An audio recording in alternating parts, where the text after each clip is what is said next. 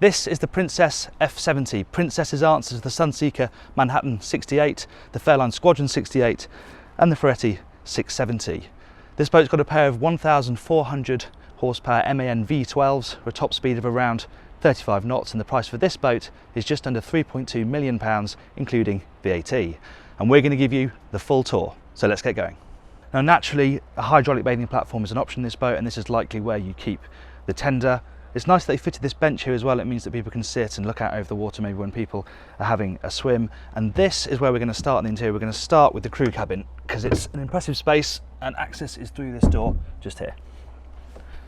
Now some experienced owners may want to run this boat on their own without crew. However, if you do want crew, this is a really good cabin. As you can see, over 6 feet of headroom, 2 decent sized berths, and I like the fact that it's finished to the same standard as the rest of the interior. Crew have a bit of storage, they have their own bathroom, and they've also managed to put some glazing in here so there's more natural light than there might ordinarily be. Stepping into the cockpit, you begin to realise what a quality product the F70 is. From the fairleads to the winches and the cleats and the gauge of the stainless steel, it feels really high end, and this is a great space. It's well protected by the flybridge overhang, and of course you can cover this whole area with covers if you want, so that you kind of extend the living space if the weather isn't great. There's space here to have some freestanding chairs opposite the table if you wish, and because Princess has employed this flip up window, it means there's a really good connection between this area and the saloon and the galley.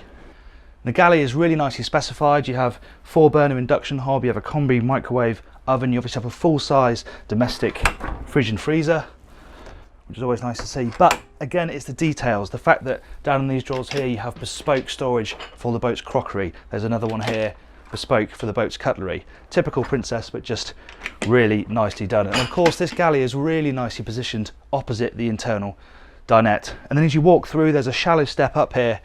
You're into the main heart of the saloon where you really get the benefit from these huge windows which sort of drop down behind the furniture, so even when you're sat down on these sort of low slung settees you still have a nice view out over the water. Of course the flat screen television pops up from this side. One of my favourite areas on this boat is this spot just here. Whether you're still at anchor in a marina, but really when you're going along you're going to really enjoy sitting up there alongside the skipper. You're raised up, you can see out really nicely. Nice spot here under the windscreen. The ergonomics down at this lower helm are really good. You sit nice and high, you have an adjustable seat so you can get good and close to the helm where the throttles fall easily to the hand, and the wheels are adjustable as well.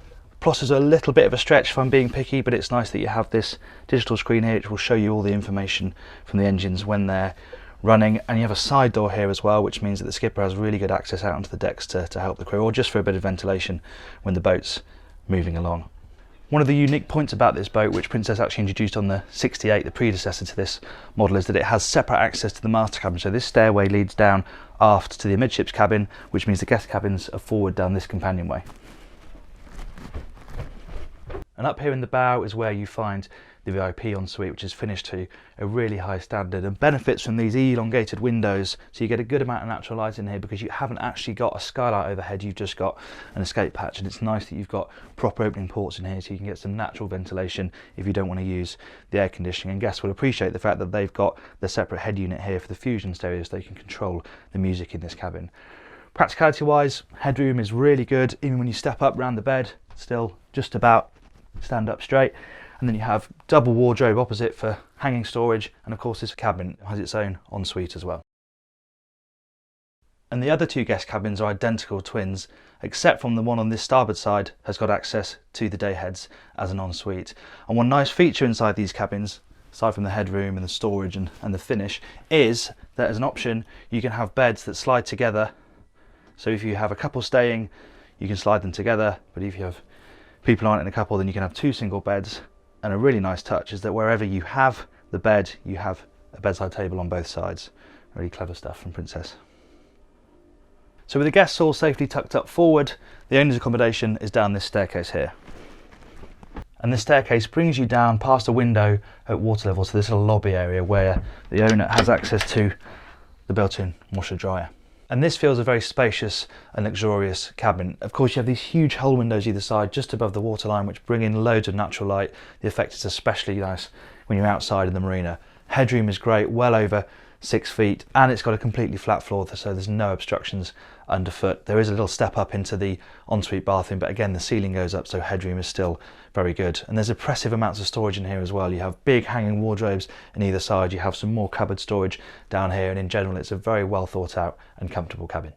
And of course, if you're interested in buying an F70, you're going to be most interested in the flybridge, and it's a pretty impressive space. If we start aft, you have just dedicated sunbathing space clear of the cover of the hardtop. The hardtop's an option. This particular one has got a sunroof built into it. Then you have this vast central dinette, really the heart of the flybridge. And again, like the cockpit, there's space here to have some freestanding chairs if you want. And of course, that's served really well by this wet bar. It's almost a galley actually, because you've got a proper cooktop here, grill, you've got a nice deep chest fridge, you've got a bin, sink, an ice maker, and you can line up your drinks here on this platform. Forward, of course, you have the upper helm position.